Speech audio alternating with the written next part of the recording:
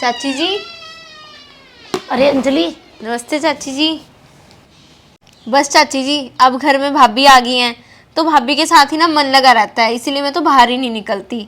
और भाभी ने ना ऑफिस से आते ही पास्ता बनाया था तो सोचा कि मैं आपको दे आऊँ। अच्छा पास्ता। बहू भी अभी आई थी, बस चाय बना रही है रसोई में। चाय के साथ ही खा लूंगी पास्ता। और कैसी है तेरी भाभी? भाभी तो ना चाची जी मेरी बहुत अच्छी हैं, सभी ना बहुत तारीफ करते हैं भाभी की। ले चाय ले।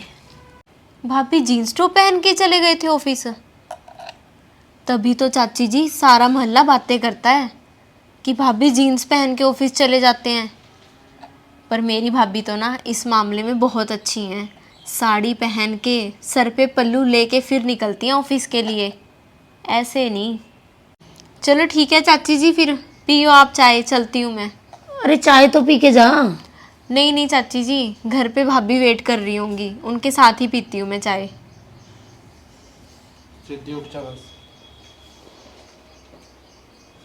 ज्योति, बहू, बात सुन। हाँ जी मम्मी जी। कल से ना ज्योति, इन कपड़ों में ऑफिस नहीं जानी चाहिए। तो साड़ी पहन के ही जाना ऑफिस। ठीक है मम्मी जी, कोई बात नहीं, मैं कल साड़ी पहन के चली जाऊंगी। चल जा, अब तेरे पापा को बुला के ला, चाय ठंडी हो जाएगी। जी मम्मी जी। ऐसे ही बदनामी करा रही है मेरे मोहल्ले में।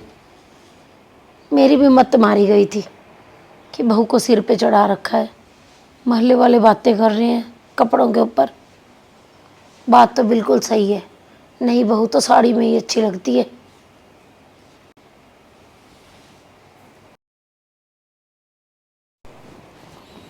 ठीक है पापा जी, मैं जा रहा हूँ ऑफिस। Okay mummy. ठीक है बेटा।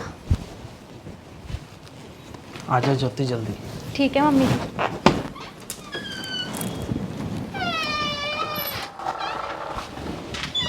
आज ज्योति के ऑफिस में कोई फंक्शन है क्या?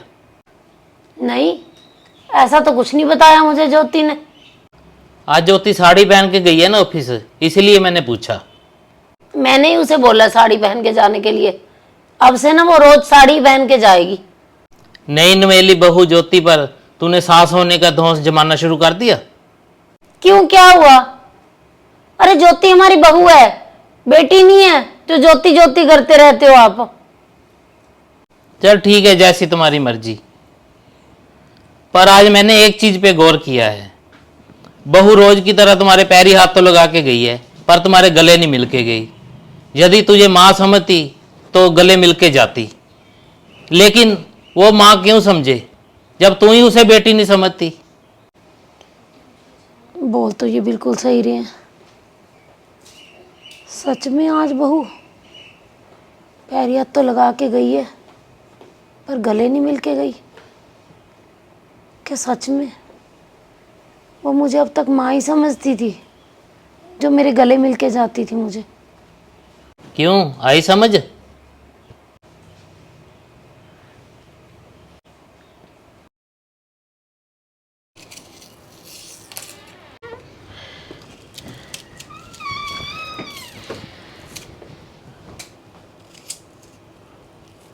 आज तो मैं समय से ही आ गई, मैं तो लेट भी नहीं हुई।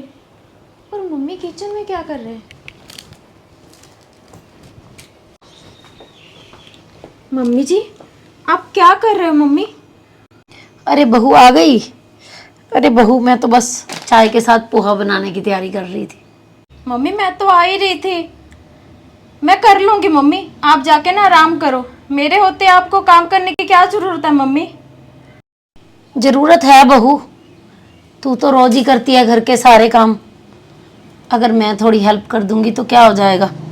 और वैसे भी एक समझदार बहू अगर अपनी सास को माँ समझती है ना, तो एक सास की भी जिम्मेवारी बनती है कि बहू को बेटी समझे। हाँ मम्मी जी, मैंने तो आपको हमेशा माँ ही समझा है।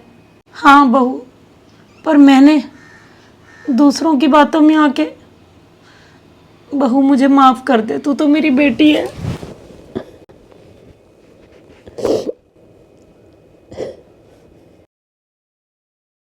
जब एक नई बहू घर में आती है ना, वो तो सबसे पहले अपनी सास के अंदर अपनी माँ को ही ढूंढती है, परंतु सास अपना व्यवहार दिखाने लग जाती है कि बहू तो सिर्फ काम करने की मशीन है। उसे बहू के वैसे तो बोलेंगे कि बहू तो बेटी के समान है, हम तो बेटी की तरह रखेंगे, परंतु सिर पे चुन्नी कर, सुबह उठ के तो नहाई नहीं, खाना तूने ऐसे नहीं बनाया, हर काम में कमी निकालना, ये सास की आदत बन जाती है बहू को टोकना। तो धीरे धीरे क्या होता है कि बहू के मन में भी जो माँ की छवि लेके आती है ना कि सास मेरी माँ है, वो भी उसे सास ही समझने लग जाती है। तो मैं आप सभी को एक राय दूंगी कि बहू तभी बेटी बनेगी जब एक सास माँ बनेगी। तो आपको हमारी ये स्टोरी अच्छी लगी हो तो इसे शेयर ज़रूर कर देना, और जो नए लोग हमारी स्टोरी देख रहे हैं वो ऐसी ही और स्टोरी देखने के लिए मनचंदा फैमिली व्लॉग और अंजलि मनचंदा को फॉलो कर लीजिए। बाय।